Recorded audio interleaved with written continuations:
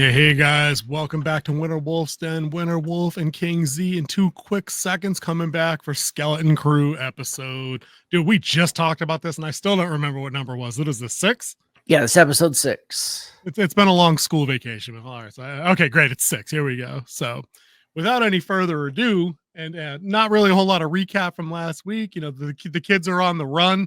John and Nana not going to work here much longer. Turned on them. Wim hit an escape panel, dumped him out the garbage chute. Strong Goonie, strong Indiana Jones vibes right off the bat at the beginning of the show. I enjoyed that. They get dumped out in the middle of a hostile environment, and we get a little bit of fake drama kind of installed that I thought came and went a little too quickly. But again, it's kind of part and parcel for this show and the Disney brand in particular. But it kind of disappointed me because it showed that they had an idea and there was a kernel of something that could have been really solid here, where the team of 4 splits into 2 to do something different for an episode, give them unique challenges in different places. But what I got were shades of things that actually challenged Wim and Fern, that if they had been built a little bit stronger over the first 5 episodes, there could have been some really meaningful payoff here. You know, with Fern's leadership approach and Wim's inability to detect danger, or I'm always the one that picks the bad guy wrong, or whatever he said, you know. So I thought there was an opportunity here for some cool stuff, but at like 30 minutes, it's just not enough. When they get it right, it's just not enough. When they get it wrong, it feels like it takes forever. You know what I mean? Yeah, that's one of the problems with the time runs that they do have with these type of shows is that when you get off track, it's kind of hard to pull it back in. I did think this show did pull it a little bit back to the fun side, the more of the adventure side than it was in the last 2 episodes. So it shows something that these writers for Disney and the showrunners for Disney is doing something that they haven't done before, where they're like, we need to pull this back in. Maybe those last 2 didn't really feel right. And I know they've already shot this and edited and everything like that, but maybe they were seeing why they're in the edit, that they're like, hey, let's use more of this stuff and not this stuff that we had over here. Try to reel it back in a little bit. That makes sense. I'm a little surprised because if I remember correct, you were kind of down on last week, even though it was a whole lot of pirate games, you know, with the hidden treasure and the booby traps and on like the very Goonie stuff that they did. You're saying this week you had a better run with it? Yeah, I thought this one was a little bit more fun. The last one, I mean, even though they were doing some of the adventure and Goonie stuff in the last one, it seemed too simple almost. It was very A to B to C to D. I'll give you that. Yeah. It was. So this one showed a little bit more growth of Wim and Fern as they tried to go through what they're going through. And then you saw like KB and like some you got a little bit more story about what she is and stuff like that. This was definitely the KB episode, you know, when we finally got her little standalone thing. And again, you know, I say we spent a bunch of time, like particularly that the Civil War faction planet episode. That was that 4 that I think was the weakest one of the set so far. Like we wasted all that time doing that to get like the Neil episode in that one. Yeah. But if we had some build up with the KB stuff, I didn't know that like she had Oggs and that like she was half cybernetic and she could power down. I thought that was a fairly interesting turn of events when she gets down the slide and she's wounded and Fern panics and she's like, oh no, we just got to reset the thing. I'm like, no, like maybe struggle to get that done. Maybe have that be an element of danger. Like, there was some characterization with that character today. Yeah, it was a throwaway 3 lines from the past episode that set it all up. Yeah, she was like, I can't go down there. And she said, if you're worried about corrosion, it's not going to happen.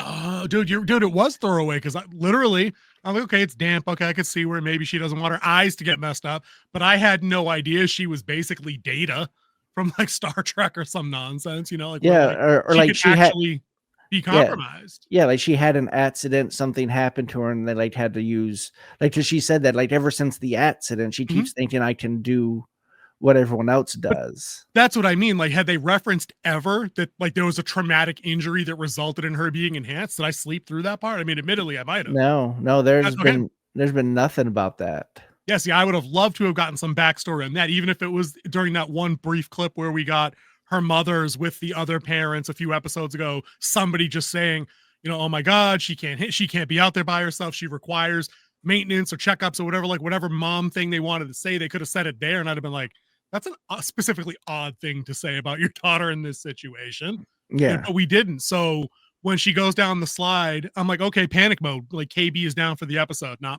we're good in like 3 seconds.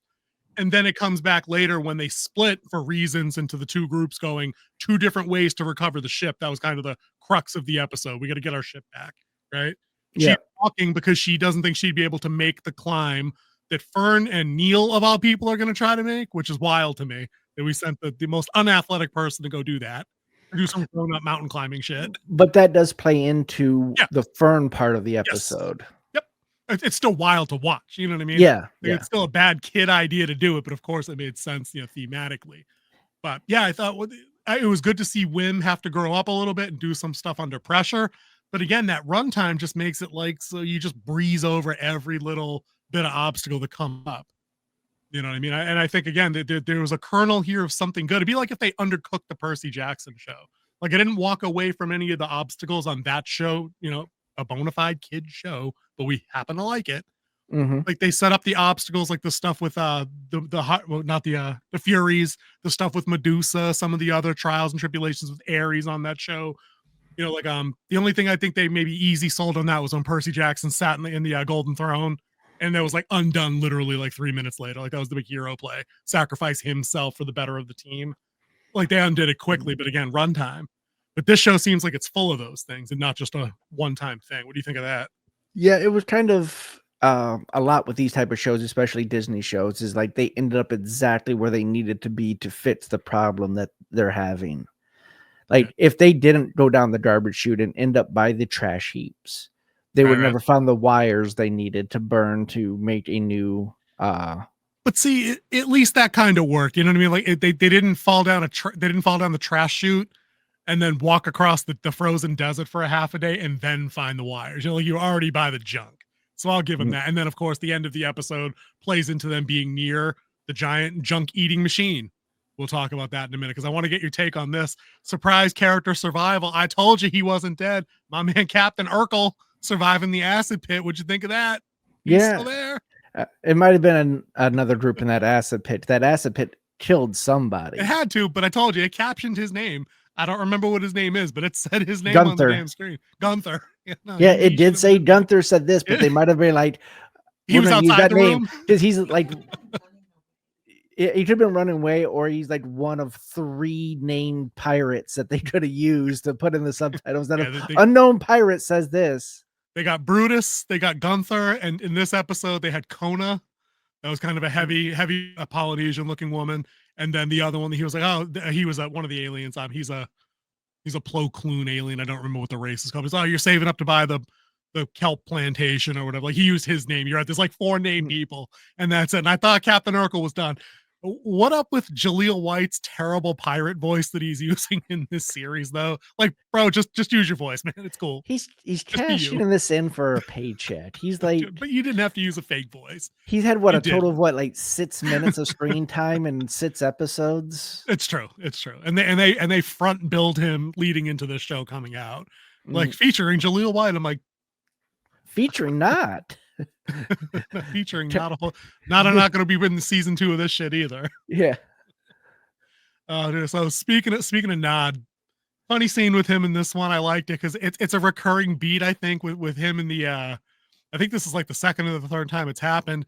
He gets out of the treasure chamber. He's got all the gold. He climbs out Goonies for Telly style. He's got the chains. He's got fistfuls of pearls and jewels.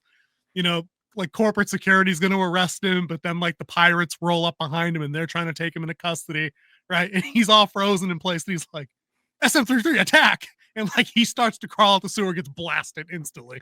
And he goes down like a lead. I love it. It's funny. It legitimately works. It got me to chuckle out loud. I love it.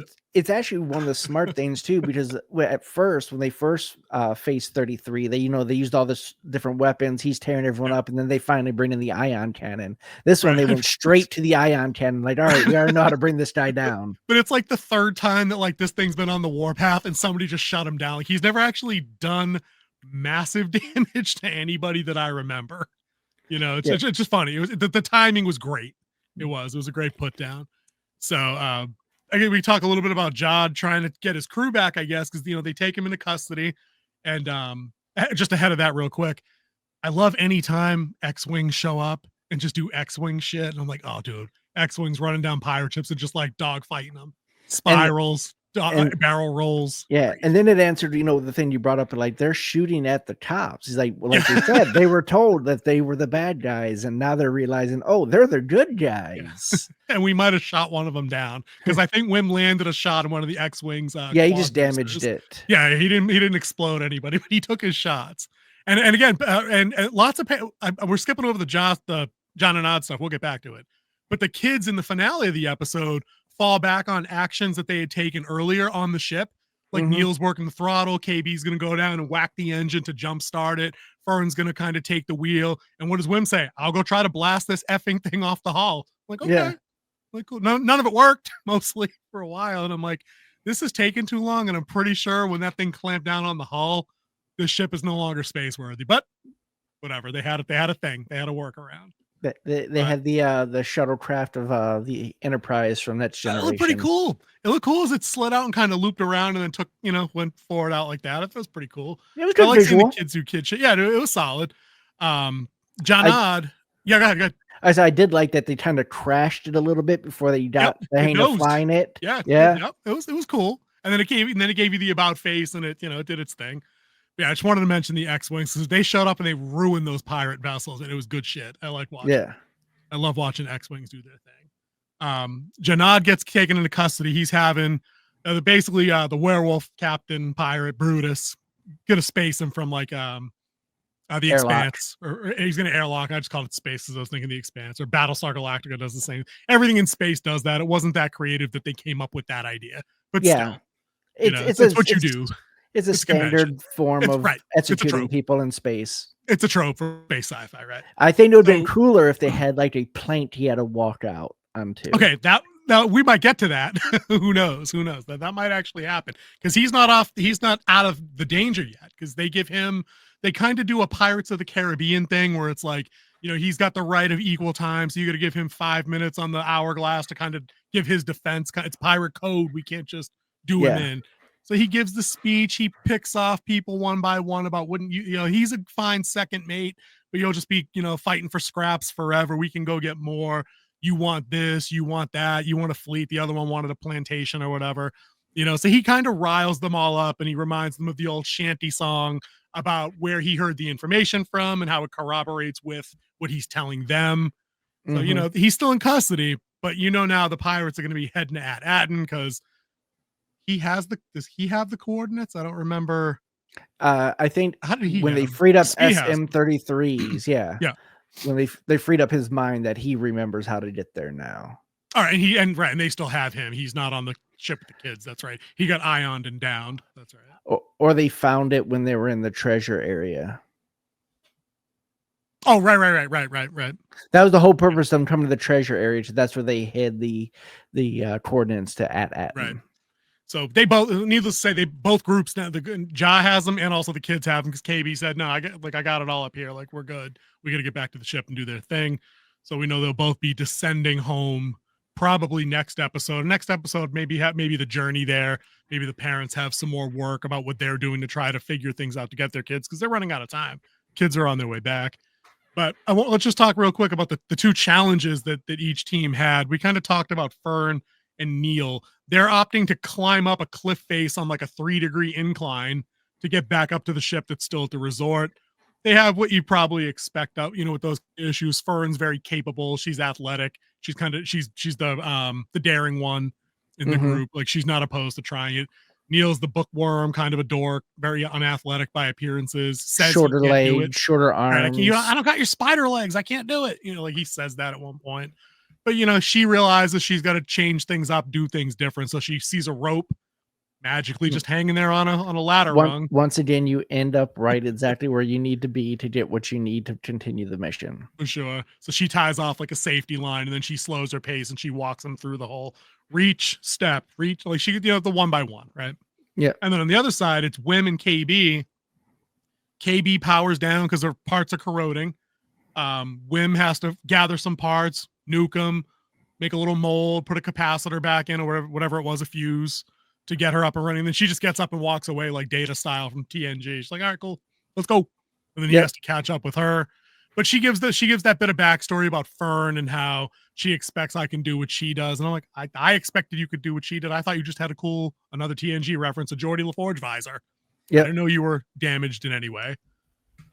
So they each had to work through a couple little things there. And of course, that's where Wim runs into the whole, oh, we should trust these trash crabs. They obviously are intelligent. We should just follow them to help.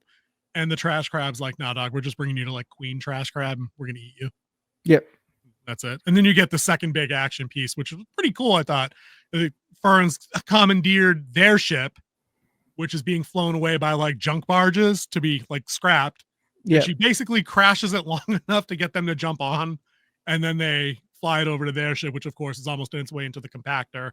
And like we said, the kids had to jump start the ship and get moving. So there's enough visual stuff going on to keep it moving. Yeah, like I said, it was a better episode than the last two of getting things moving, having a little like a true kind of bat story. Like you had that emotional moment with KB. She's like, I don't say anything because if she's not my friend, then I have no friends. That hurt. That stung. And then what did Wim say though? He's Wim's like, a decent kid. Wim's like, you did hang out with me and Neil. Yeah, he's a decent kid. Again, I wish we had more of him and that instead of wasting time with a lot of stuff that I don't think matters. That Civil War episode, I think that's it. When we review this in total, like at the end, our final thoughts for the whole show, like what a colossal waste. Like you could have taken that entire Neil scene where he bonds with the native girl and fused that that idea somewhere else into one of the other episodes. You just didn't need that at all. It's basically you can separate the whole thing out. So the kids are on their way. They've got their ship. They're in space. Apparently the hull is pressurized. It's not a flying wreck. They will be heading home. We have 2 episodes left, right? Yes, 2 episodes left. Where do you think they're going next week? Is it the voyage home, or do we just get there and then it's 2 episodes on AT-AT? What do you think about that?